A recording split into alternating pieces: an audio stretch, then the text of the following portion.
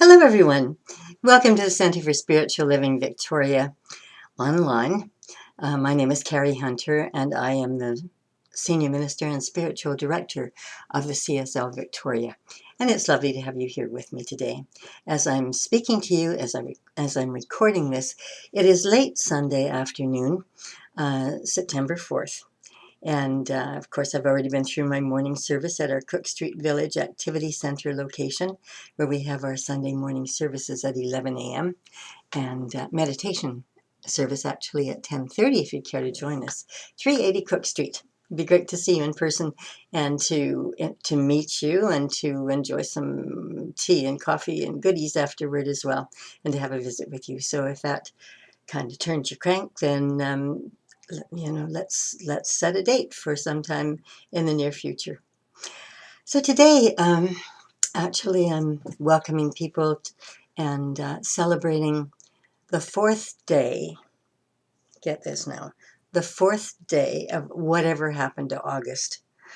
I don't know about you, but every year at this time, I'm thinking, where did it go?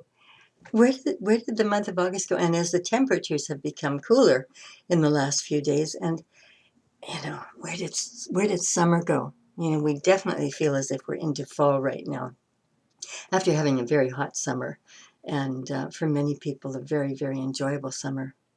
And so I was thinking about this, and I love September. I love the beginning of September. There's always kind of a quickening in my spirit at this time, and there's a longing for me to get into a class, to teach, to take classes myself, to learn more, I just want to absorb so many new things. And I realize that this comes from childhood. This is the childhood memory of gearing up for that first day of school in the fall. I loved school. I loved it with a passion. Not everybody did, so I don't know what your experience might have been as we were approaching September, but certainly for me, it was an exciting time of the year, and for me, it was always a brand new year, much more so than January 1st. January 1st is, sort of out with the old and in with the new, but September 1st is this wonderful, bright year that is filled with promise, the promise of so many things to learn and so many things to do, so many activities. And I find myself feeling that exact way right now, even in my older years.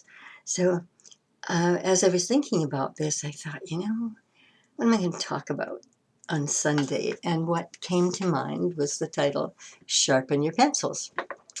And what has been coming to me this past week was the thought of reading a book that I haven't read for 10 years. It's been on my shelves. I've been clearing out books. And this one came into my hands, and I thought, shall I donate this? Shall I keep it? And I thought, well, I'll just sit down and start to read it a little bit and see what speaks to me. And of course, I was just completely engrossed in it immediately. A wonderful, wonderful book called E Squared by the author Pat Grout, Grout, who passed away a few years ago now. He's a very gifted writer. And I was thinking about the lazy, hazy days of summer and how it's just so easy to, just to kind of fall into a pattern of being lazy about it, of not going around being so busy all the time. And for me, this summer ended up being very busy at the beginning. And as I mentioned, I think last week or the week before, I decided to just leave town, get out of Dodge, and go to Banff for a couple of weeks where my family lives and where I actually lived for many years as well. And I was really, really tired. And I spent the first many days sitting on my daughter's back deck. And there were two beautiful white birch trees there, and the leaves were trembling with a mild breeze. Temperature was between 28 and 32 degrees every day. But it didn't seem terribly hot because there's virtually no humidity. It's just as in the summer when the people there say, oh, but it's a dry cold. In the summer, they say, well, it's a dry heat. And it didn't seem terribly hot as it does when you're in a more humid climate. So I just sat there and I had no thoughts. I absolutely emptied my mind. I didn't try to think of anything.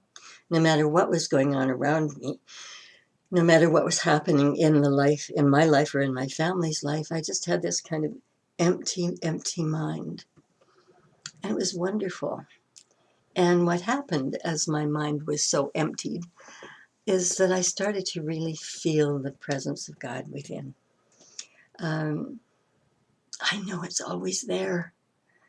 And and I love when I am just so divinely connected that I can always feel it. For me, it's a kind of a warmth, um, a beautiful, beautiful warmth right in the center of my chest.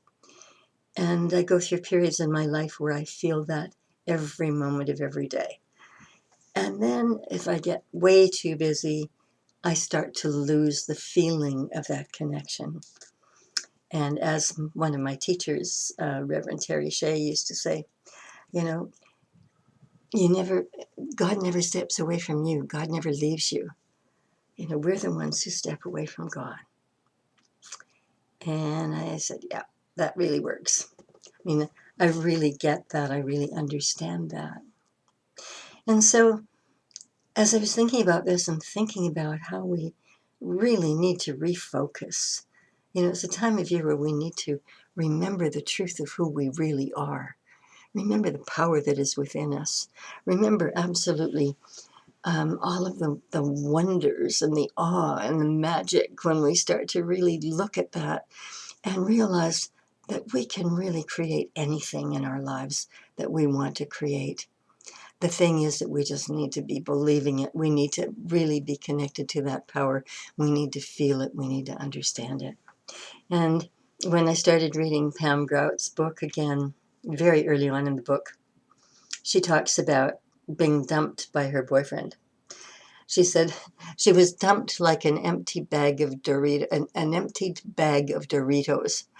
And I really laughed because that's such a visual image, isn't it? You know, just to be ceremoniously dumped like that.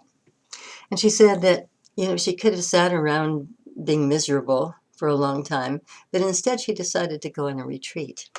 So she did. And the second day on her retreat, she met a tall, blonde, blue eyed, very handsome hunk, in her words. And they became friends. And they hung out together quite a bit.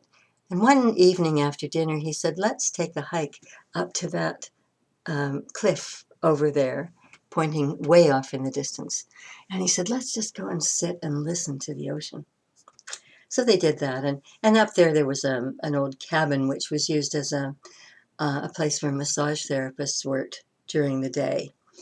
But it was empty at night, and it was always open, which has nothing to do with the story at this point, but becomes important a little bit later on. So the two of them sat listening to the ocean crashing against the rocks below the cliff and looking at the starry sky and just completely immersed in the beauty around them. And a little bit later on, it started to get cold. There was a chilly wind coming off the water. And the surfer said to Pam, you know, it's really cold. It's a long way back um, to the place where we're staying. Why don't we just go in and crash on the floor in the cottage there? And she agreed. It was just she was just shaking with cold. And so they went inside and they were, you know, lying down on the floor, and it was getting colder and they were more and more miserable. And so they kind of huddled together to try to keep warm with one another's body heat and had a miserable night. And as dawn broke and the light started to come in the room, Pam looked beside her, and there, almost immediately beside her, was a space heater. And she just looked at that. And the thought that went through her mind is, isn't that just like God, Spirit, the universe, whatever it is you want to call it? Isn't that just like it? It's there all the time, and we get to use it whenever we want to, but we don't even know it's there. We've removed ourselves from it to such a degree, we don't even know it's there.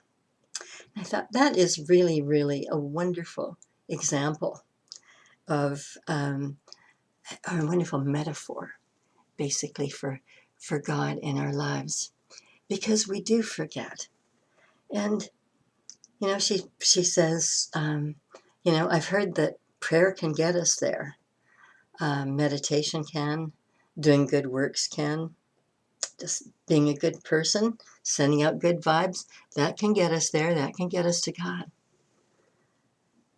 We have to clean up our thoughts. She said, this energy field that is God, remember, God is not some old man up in a cloud who's sitting there judging us. God is this intelligence, this energy, this frequency, this creator of all that is. And the kingdom is within. Something we need to keep remembering. It is within. It's not somewhere out there. We all have it within us. It's just that we haven't looked to see if the heater is there, if it's turned on, if it's plugged in. We haven't looked to see if God is there, if we're tuned in, turned on, if we're plugged into God. So, sharpen your pencils. The title of my talk today, sharpen your pencils and make a mental note to God. Make a mental note to yourselves, a metaphorical mental note, that God is always there, 100% there, never anywhere else. That energy field is 100% present all the time. So we have to stop operating from old ancestral tapes, many from before we were born. We were perfectly programmed, well, perfectly and imperfectly programmed in the first few years of our lives. And some of our programming actually came from before we were born because we do carry with us an ancestral memory. So what happens is, this is all stored in our subconscious minds. And I have a friend who's a neuroscientist. And he said that 95% of our belief systems are stored in our subconscious. 95%. 95% from, when we were just little tots. There could be good stuff in there, granted. There could be a lot of bad stuff in there. Because we're reminded all the time when we're little of what we might be doing wrong and what's going to happen to us if we keep on doing it. And if we grew up in a traditional Christian church, we were probably often told that, we were going to be punished by God if we did anything wrong. It reminds me of a story of which I didn't tell this morning, of two little boys, brothers. I believe they were ages 8 and 10. And they were always getting into mischief. And so their mom phoned the local priest and asked if he would have the boys come in one at a time and talk to them, because she was just at her wit's end. So the younger boy went first, and he sat, and the priest looked at him and said, "So tell me, son, where is God?" And the little boy sat there and looked around, didn't have any answer. And the priest said again, "Where's God? Where is God?" And the little boy got up and ran out the door, and he ran home, and he went running into a closet. And his older brother, 10 years old, followed him into the closet and said, "What's going on?" And his brother said, "Lock the door." He said, "We're really in big trouble this time." He said, "God's gone missing and somebody thinks we did it." I love that story. As little children, we take on things that are not ours to take on. We don't understand always what's being said to us, what we're being taught. But anyway, all of these things accumulate, as Ernest Holmes, our founder, called them our accumulated consciousness. And so there it resides in our subconscious mind, 95% of everything we believe. Kind of scary stuff. And moreover, as I've said before, we tend to have approximately 60,000 thoughts a day. 60 thoughts per day.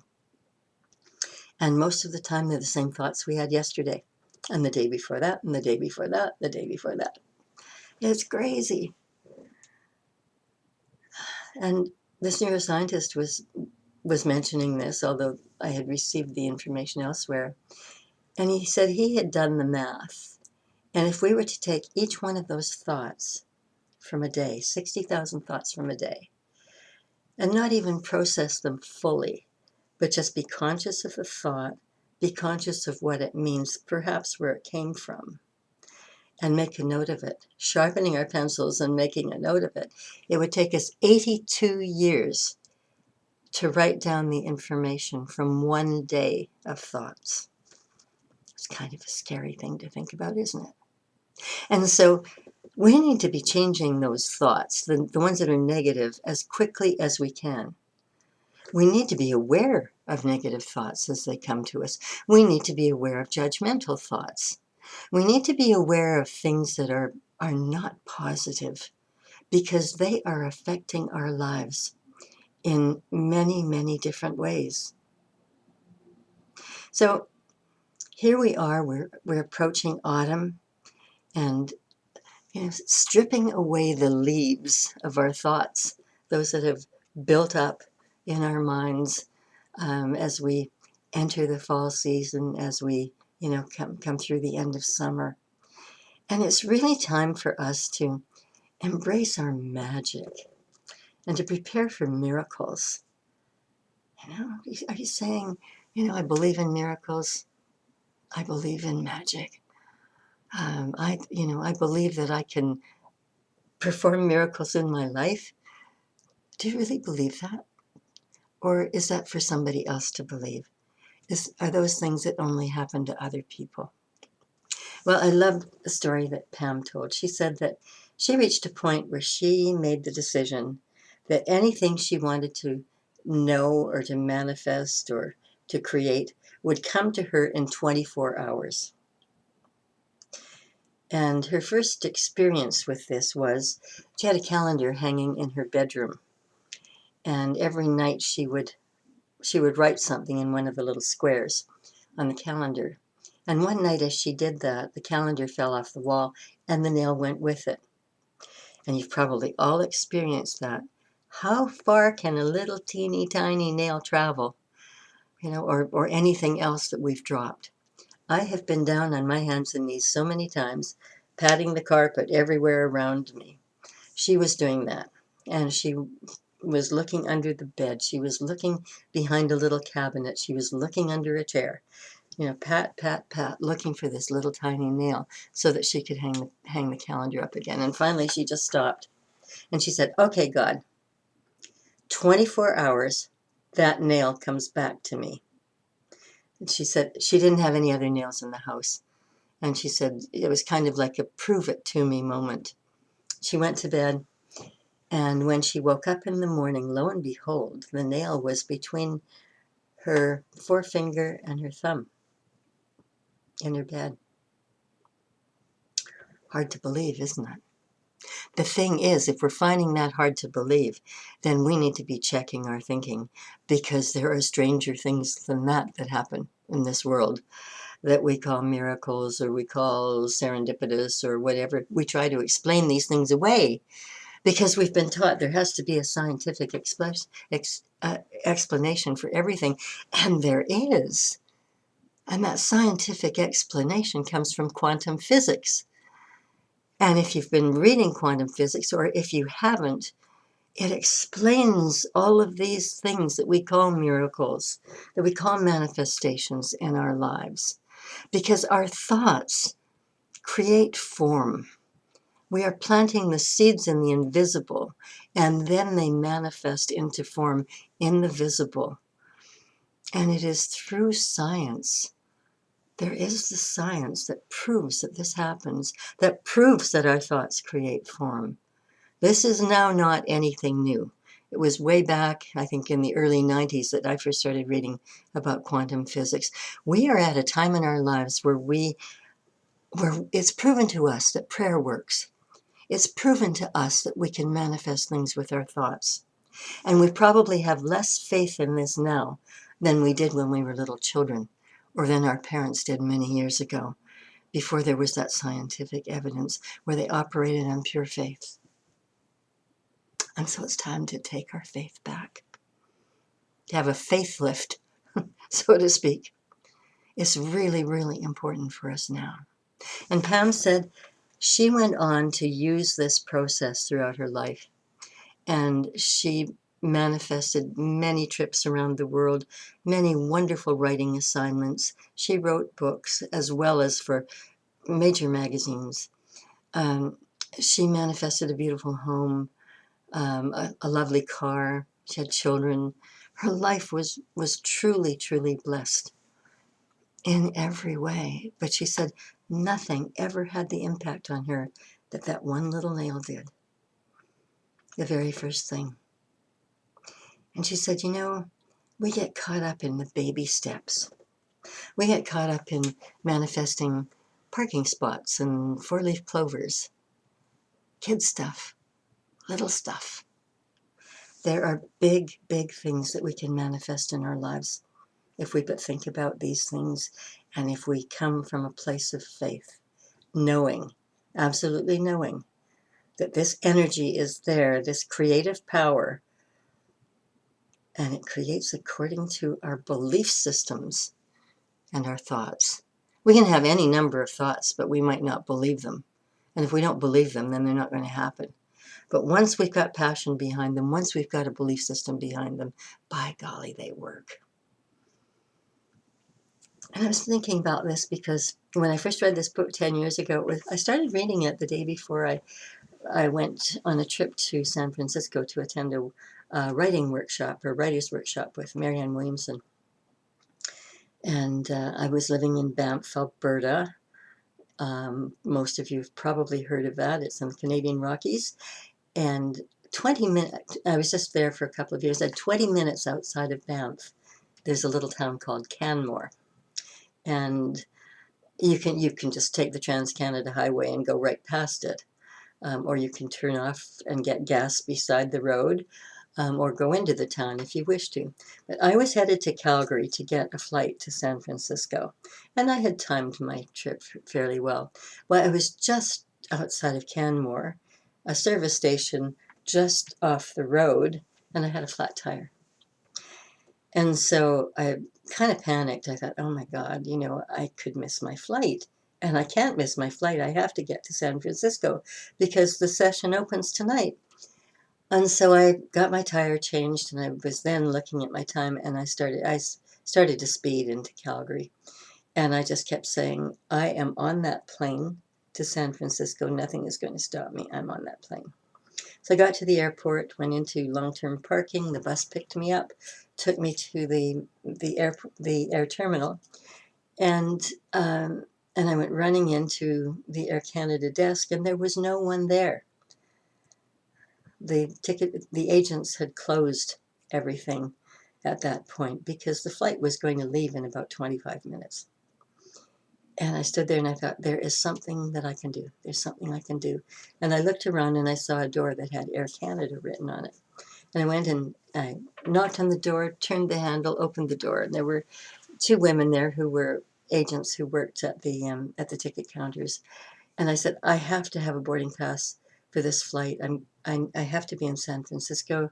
There's a really important writing workshop that I'm going to. It opens tonight, and I can't miss this flight. I absolutely have to go. And they said, we're sorry, we've closed off. There's nothing more we can do. And I just stood there. And I didn't know what to say or what to do. I just put my hands on my hips and stood there and just stared at them. And finally, one of them said, I'll get you a boarding pass. And she did. And she said, your luggage won't make it. I had my bag beside me. And I said, she said, if you really run for it, you might be able to get on the plane. So I made a run for it. I got on the plane. And as I sat down and I was thinking about Pam's 24 hours, I thought, well, I'm not going to do 24 hours. I'm going to do a few hours, the time it takes between here and San Francisco. And my luggage is coming with me because I need to drive a long way from the airport once I get there. And I don't want to have to be going back to find luggage the next day and to be missing something. And then I just sat back and did some reading and enjoyed the flight. And when I arrived in San Francisco, I went to the luggage carousel, and my bag was the first one off. I thought, Yes, yay, God, and yay, Pam. I know that setting that intention and being absolutely passionate about it was what got me there and what got my bag there so that I was able to participate in the workshop right from the very beginning. It may seem like small stuff too. Some people might say, oh, it's just a coincidence. I don't think so. You know, when you make up your mind about something, it happens.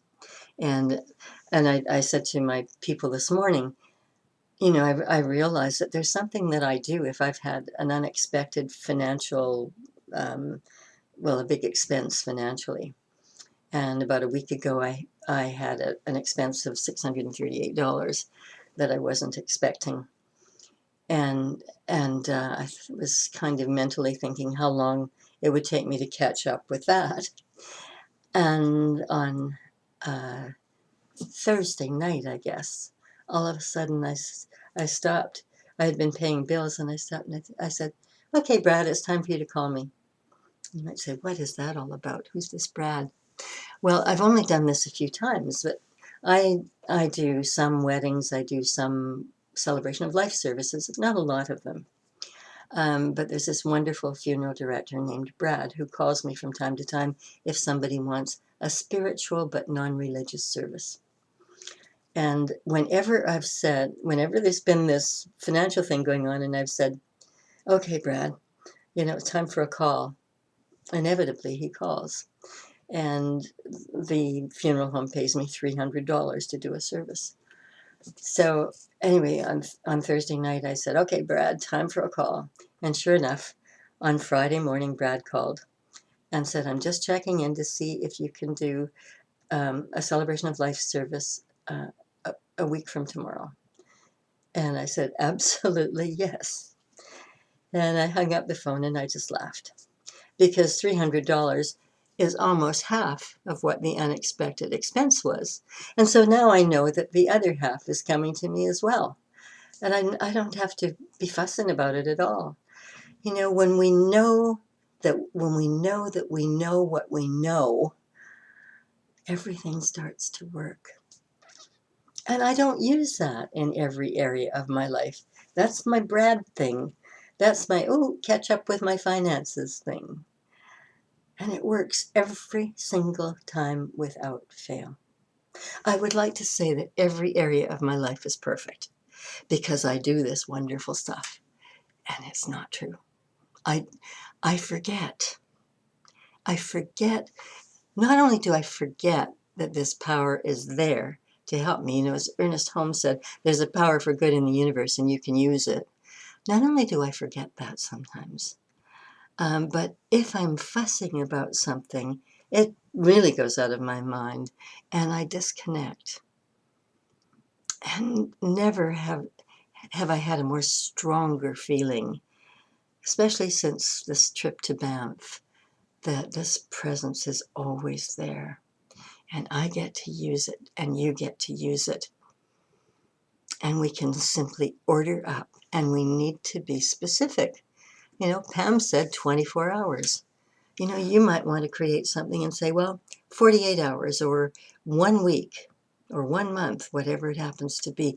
It depends upon the size of things, and yet there is no big or small in the mind of God. That nail is every bit as big as a new house in the mind of God. It's all just manifesting stuff. That's what God does. That's what this energy field does. That's what it's all about.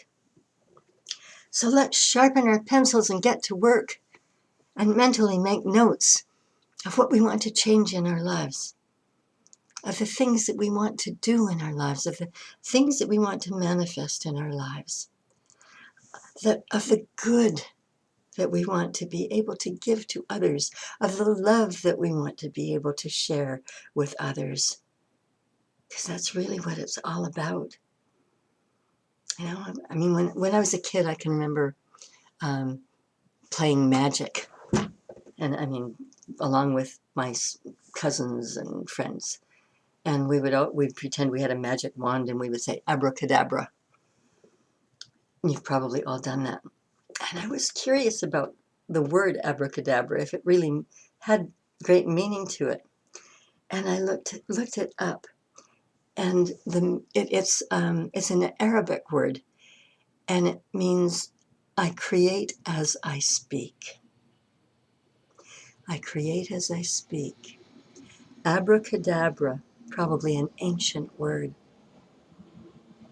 This is not new. We call it new thought, but it is ancient wisdom, and it's time that we caught up with it right here and right now. And so my homework for everybody this week, if you'll take it on, please, is to imagine something that you would like to manifest in the next 24 hours or 48 hours, whatever number of hours or days. Be really clear about it and just know it's happening now. You know, okay, God, you've got 24 hours, and this is what I expect. We are then pregnant with the idea, and that idea is growing into something from the invisible into form that we can see. Give it a try. It's that time of year to just get back into it and to understand the power, to feel the power. Sharpening our pencils as we go back into school to remember what it is that we've forgotten, that we are spirit having a human experience. And so it is. Thanks so much for joining me today. Look forward to seeing you again, and I hope that one day you'll stop in person. And if you would ever like to make a donation to our center, if these talks mean something to you, then you can do so by sending an e-transfer to donate@cslvictoria.org. That's donate@cslvictoria.org. Or you can go to our website, which is cslvictoria.org. And there's a button there that you can push to donate. It will take you to PayPal, but if you read the fine print underneath, it says that you can also use a credit card instead of PayPal. So we really appreciate everything that comes through from you. And I wish you well. Have a magical, mystical, miraculous week. And I hope to see you again soon. Bless you all. So it is.